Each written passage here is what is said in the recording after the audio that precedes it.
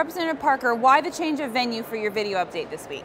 Well, we just passed the halfway point of session, and so we've been on the floor continuously for the last week and a half or so, and we happen to just be starting the day's activities, and rules say that we have to be up here rather than the House floor today.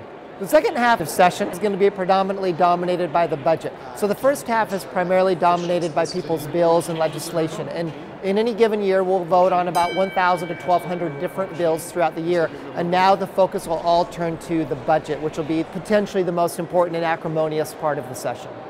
Why are budgets important?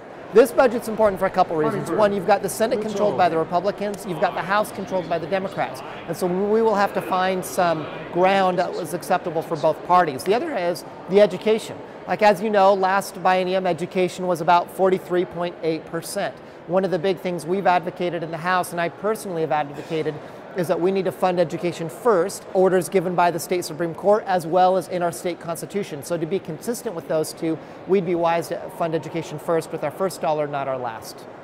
How can what you do as a legislator with the state budget help small businesses? A lot. In fact, there's some recent articles coming out on a national level about how important budgets are to state government. For instance, last year, MSNBC.com reported a poll from Wall Street Journal, I believe, that said that 64-ish% of business owners were not hiring.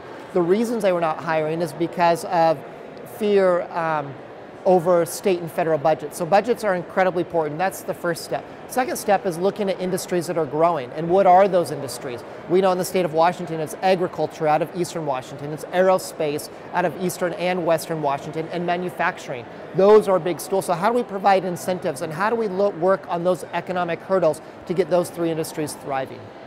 How does the national sequestration affect state government? Potentially a lot. Right now we have estimates, but the estimates show that it could impact schools by about 14 million. About 900,000 college students would be impacted, as well as about 2.8 million people with disabilities. So these are estimates, but sequestration is likely to impact the state budget in terms of about a $500 million range.